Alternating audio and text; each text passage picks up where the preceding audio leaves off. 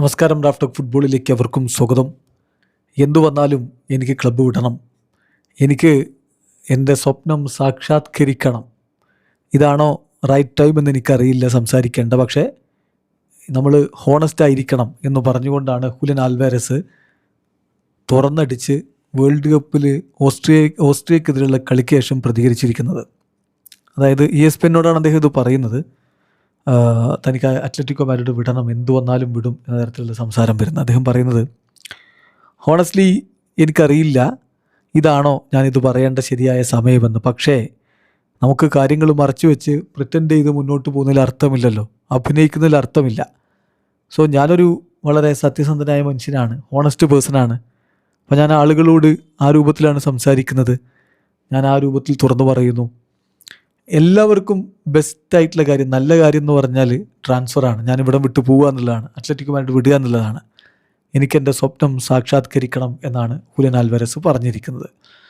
സ്വാഭാവികമായിട്ടും ഇത് കുറഞ്ഞ നാളുകളായിട്ട് നമ്മളിത് കേട്ടുകൊണ്ടിരിക്കുന്നതാണ്. ബാഴ്സലോണ അദ്ദേഹത്തെ നന്നായിട്ട് ടെംപ്റ്റ് ചെയ്യുന്നുമുണ്ട്. അതുമായി ബന്ധപ്പെട്ട് സോഷ്യൽ മീഡിയയിൽ ബാഴ്സയെ കളിയാക്കിക്കൊണ്ട് അത്ലറ്റിക്കോ മാഡ്രിഡ് പോസ്റ്റ് ഇട്ടതൊക്കെ നമുക്ക് ഓർമ്മയുണ്ടല്ലോ. അപ്പോൾ ഈ ഒരു സമയത്ത് അത്ലറ്റിക്കോ മാഡ്രിഡിൻ്റെ പ്രതികരണം സ്പാനിഷ് മാധ്യമം AS പുറത്തുവിടുന്നുണ്ട്.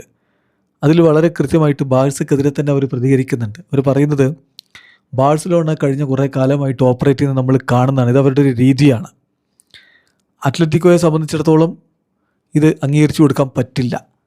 ബാഴ്സലോണക്ക് ഞങ്ങൾ ചോദിക്കുന്ന പണം തരാൻ പറ്റില്ല ഹൂലിയന് വേണ്ടിയിട്ട്. അല്ലെങ്കിൽ പിന്നെ ആ പണത്തിനൊരു കൊണ്ടുപോയിക്കോട്ടെ, റിലീസ് ക്ലോസ് തന്നോട്ടെ.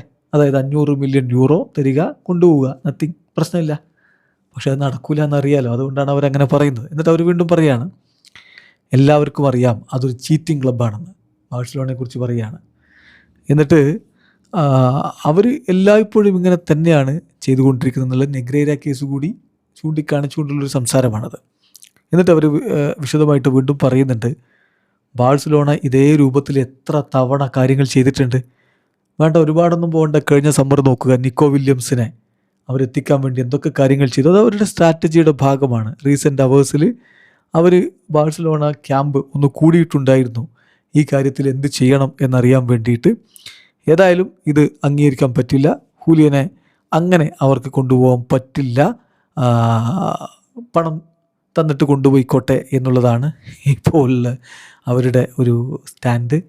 ഏതായാലും ഹുലിയൻ ആൽവാരസ് ബാഴ്സയുടെ പേരൊന്നും മെൻഷൻ ചെയ്തിട്ടില്ല എന്നുള്ളത് വളരെ വ്യക്തമാണ്. പക്ഷേ സംഗതി അങ്ങോട്ടേക്ക് തന്നെയാണ്. ഹുലിയൻ ആൽവാരസിൻ്റെ കാര്യത്തിൽ മുമ്പും ഇങ്ങനെയൊക്കെ തന്നെയാണ്. കഴിഞ്ഞ കോപ്പ അമേരിക്ക സമയത്തല്ലേ സിറ്റി വിടണം എന്നുള്ള കാര്യം പത്രക്കാരോടങ്ങ് പറഞ്ഞത്. അങ്ങനെയാണ് പിന്നെ സിറ്റി വിട്ടു പോകുന്നത്. അപ്പോൾ അതുപോലെ വേൾഡ് കപ്പിൻ്റെ സമയത്ത് അത്ലറ്റിക്കോ മാഡ്രിഡ് വിടണം എന്ന് പത്രക്കാരോട് പറയുന്നു. സിമ്പിൾ. ഹുലിയൻ ആൽവാരസിന് ഇത് പുത്തരിയല്ല. വീഡിയോ അവസാനിക്കുന്ന ഫുട്ബോൾ ലോകത്തെ കൂടുതൽ വിശേഷങ്ങളുമായി റാഫ് ടോക്സ് എത്താം.